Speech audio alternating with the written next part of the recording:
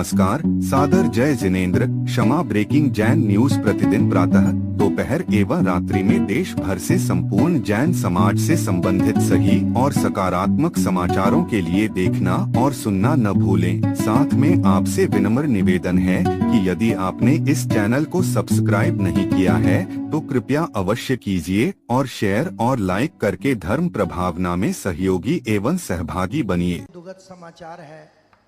20 तारीख को 2 जैन साध्वी का रीवा शहर में मध्य प्रदेश में एक्सीडेंट द्वारा समाधि हो गई। उसके बाद सारे जैनी जागने के बाद 25 तारीख को पूरे देश में मौन रैली निकाली गई और पूरे भारत में रैली को जाके सरकारी अधिकारियों को दिया गया। उसके बाद तुरंत ही 28 तारीख को सुबह 5:30 बजे गुजरात राजकोट चोटीला गांव में मुनिश्री ओमकार शेखर विजय जी महाराज अपने संघ के साथ विहार कर रहे थे और विहार के समय उनके साथ भी यही हादसा हुआ और उनकी भी समाधि हो गई। तो महाराज जी, क्या इसी तरह हमारे जैन साधु साध्वी काल के गाल पे चलते चले जाएंगे और हम लोग रैली निकालें या कुछ करें तो इसके लिए कोई ठोस समाधान नहीं होगा तो ये धर्म कैसे बचेगा महाराज जी? बंधुओं, आपने जिस घटना का उल्लेख किया है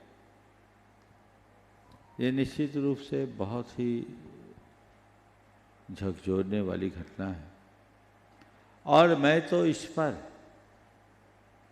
विगत दिनों से लगातार आप सबको बोल रहा हूं। समाज को जागना होगा। मैंने कहा था कि अगर समाज जाग गई तो ये घटना इतिहास बनेगी और नहीं जागी तो यही हमारा भविष्य होगा। 20 तारीख और 28 तारीख में मात्र 8 दिन का अंतराल और 8 दिन के अंतराल में ही हमारे बीच से एक साधु महात्मा का अवसान हो गया, हमारे बीच से चले गए। समाज को चेतना होगा, इसके लिए जागना होगा। मैं आप सबसे कहना चाहता हूं, केवल दुख, क्षोभ और आक्रोश प्रकट करने से कुछ नहीं होगा। हम प्रतिक्रिया नहीं, अब परिणाम चाहिए, इसका समाधान चाहिए। इस दिशा में आप सब सतत चले। कुछ दिन पहले एक भाई ने मुझसे कहा था कि महाराज जी, आपने इसके विषय में आगे क्या सोचा है? मैं सोच ही रहा था। कल जब यहाँ से शंका समाधान करके लौटा तो मुझे इसकी जानकारी मिली, तो मैंने कहा अब इसके लिए समाज को कुछ कार्य योजनाएं देनी चाहिए। निरंतर इसके लिए आप सबको प्रयत्न करना है। मैं देश भर के लोगों से कहूँगा कि इस पूरे के पूरे कार्यक्रम को एक अभियान के रूप में आगे बढ़ाइए। आपने देश भर में ज्ञापन सौंपे और आप ठंडे हो जाएंगे तो कुछ नहीं निकलेगा। हमारा अभियान तब पूर्ण माना जाएगा जब हमारे इस देश में विहार करने वाले हर साधु संत पूरी तरह सुरक्षित होंगे और उनका विहार निर्बाध होगा। पर मुझे मालूम है ये कार्य अकेले समाज के दम पर संभव नहीं है। इसमें शासन प्रशासन का पूर्ण सहयोग, समाज की सक्रिय भागीदारी और सर्व समाज को जोड़कर चलना होगा। अभी मैंने इसके लिए एक 7 दिवसीय योजना बनाई। उन 7 दिवसीय योजना में हमें सबसे पहले अपने पूरे के पूरे मांग को लोगों के बीच में रखना चाहिए और सबसे पहले अभी आने वाले 2 दिनों में अपने जो मुख्य मांग है उनकी आधिकारिक पत्र जारी करे और उसे सोशल मीडिया में अपना अभियान शुरू करे। क्योंकि हम देखते हैं आजकल जमीनी आंदोलन से ज़्यादा सार्थक आंदोलन सोशल मीडिया चला रहा है और अभी तो पूरे देश को सोशल मीडिया का आंदोलन ही हिला रखा है, जैसा आप लोगों से मुझे मालूम पड़ा है, आप सब समझ रहे हैं। तो सोशल मीडिया में अभियान चलाइए, अपने जितने प्रमुख मांग है उन मांगों को आप सार्वजनिक कीजिए, जो ज्ञापन के माध्यम से आपके मांग गए हैं। चूँकि अभी सरकार ने रीवा की घटना में तो एक SIT गठित कर दी, लेकिन आगे भी हो, ये जांच समयबद्ध हो, रिपोर्ट सार्वजनिक हो, दोषियों पर कठोर दंड हो, गैर इरादतन हत्या सहित उनके लिए उपयुक्त कार्रवाई हो, त्वरित न्यायालय में इसकी सुनवाई हो, राष्ट्रीय संत सुरक्षा नीति बने। ये सरकार के लिए आप जोर दे के कहिए। और भारत सरकार द्वारा नेशनल सेंट सेफ्टी पॉलिसी बनाए। नेशनल सेंट सेफ्टी पॉलिसी सरकार से आप बोलिए, सरकार तक ये बात पहुंचाएं कि सरकार ये घोषित करे ताकि हमारे सारे साधु संत सुरक्षित रहे। नेशनल सेंट सेफ्टी पॉलिसी और संत विहार सुरक्षा प्रोटोकॉल सुनिश्चित किया जाए जो सभी राज्यों में लागू हो। संत विहार सुरक्षा प्रोटोकॉल, संत विहार मार्ग सुरक्षा योजना, जब भी संतों का विहार हो पैदल मार्ग को सुरक्षित किया जाए। चेतावनी बोर्ड लगाया जाए जहां संतों का विहार होता है। गति पर नियंत्रण की बात निश्चित की जाए। संवेदनशील मार्गों को चिन्हित किया जाए और विशेष पुलिस समन्वय अधिकारी जहां बड़े साधु संतों का विहार हो रहा वहां किया जाए। उस समय भारी वाहनों पर नियंत्रण हो। जिस रास्ते पर संतों का विहार हो रहा हो वहाँ स्पीड लिमिट हो, रात्रि में भी नियंत्रण हो और विशेष नागरिक निगरानी हो। और मैं तो कहता हूँ सरकार को चाहिए कि एक राष्ट्रीय संत सुरक्षा आयोग गठित कर दे, जो भारत सरकार के अंतर्गत गठन किया जाए। भारत सरकार ऐसी संतों के प्रति श्रद्धा रखने वाली सरकार है और संतों के आशीर्वाद से बढ़ने वाली सरकार है। सरकार को इसके लिए एक व्यवस्था करनी चाहिए और एक संत सुरक्षा हेल्पलाइन जारी होनी चाहिए।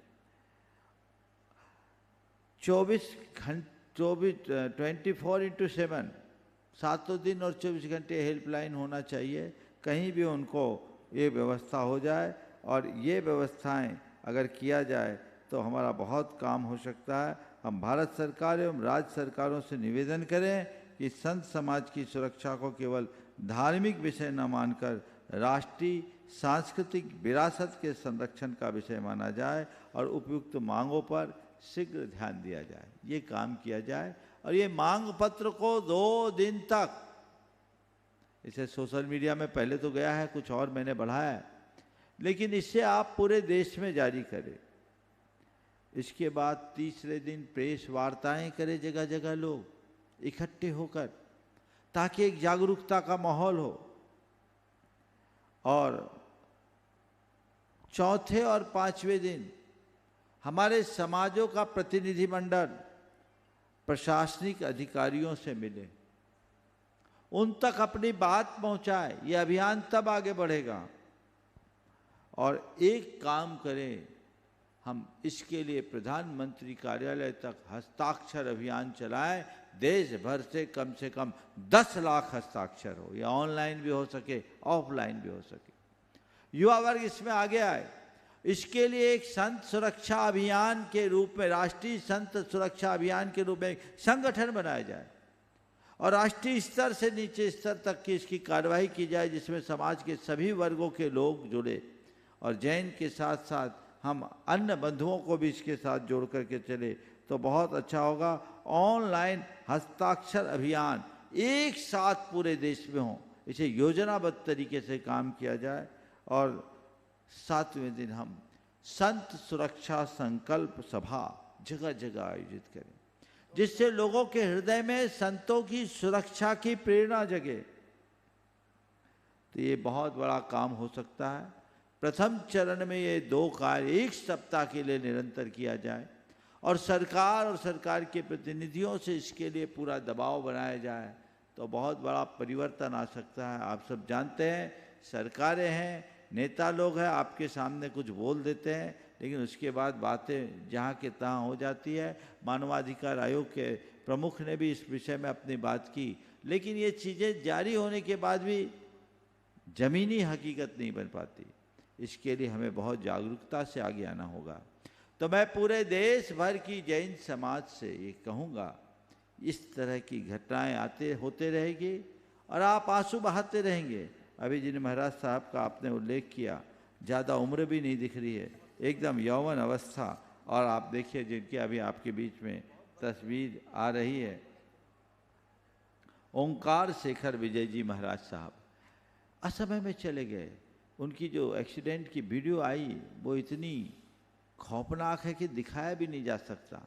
किस तरीके से शरीर कुचल दिया गया, ये कितनी निर्ममता की बात है। ये दुर्घटना है या साजिश, इसका पता लगे, लेकिन इस चीज़ हमें दुर्घटना है तो भी रोकना है और षड्यंत्र है तो उसका पर्दाफाश होना है। इस तरह की दुर्घटनाओं से साधु बचेंगे नहीं तो सड़क पर चलेंगे कैसे। साधु संतों का विहार अगर इसी तरीके से बाधित होगा तो फिर क्या काम होगा। इसलिए पूरे देश भर के जैन समाज से मैं कहना चाहूँगा कि आगे आए और सर्व समाज को साथ लेकर के चले, क्योंकि संत किसी एक संप्रदाय विशेष के नहीं होते। ये सभी पदयात्रियों की सुरक्षा का सवाल है। हर परंपरा में पैदल यात्रा करने वाले लोग होते हैं। कई लोग नर्मदा की परिक्रमा करते हैं, महीनों पैदल यात्रा करते हैं, उस समय वो संत जैसा ही जीवन जीते हैं। बहुत सारे जैसे संत हैं जो जैन परंपरा से अलग साधना करते हैं लेकिन पूरे जीवन पद यात्रा करते हैं। हमें उन सब की सुरक्षा के लिए जो पदयात्री है उनकी सुरक्षा सुनिश्चित करने की जिम्मेदारी सरकार की बनती है और इसके लिए जिस स्तर पर कार्य किया जा सके हमें करना चाहिए। कल इस विषय में मैं और चिंतन करके आपको बताऊंगा कि हमें चरणबद्ध तरीके से क्या करना है। अभी ये 7 दिन का उपक्रम करना है, हमें इसके लिए एक संगठन खड़ा करना पड़ सकता है, एक बहुत बड़ा अभियान चलाना पड़ेगा, तभी ये काम होगा। जो लोग भी इससे जुड़ना चाहते हैं और इसके लिए उत्साहित वे अपने अपने स्तर पर काम करें। और अभी पहला काम जो ये बातें बताई इसको सोशल मीडिया के माध्यम से सर्वत्र फैला दें ताकि अब कोई घटना न घटे। हम कब तक इतने साधु संतों की बलि चढ़ाते रहेंगे और मूक दर्शक बनेंगे या थोड़ी प्रतिक्रिया मात्र व्यक्त करके अपने आप को हम कृतार्थ महसूस करेंगे। यदि ऐसी स्थिति रही तो स्थिति भयावह होगी, इसलिए इसके प्रति जागरूक रहें। नमोस्तु महाराज, नमोस्तु।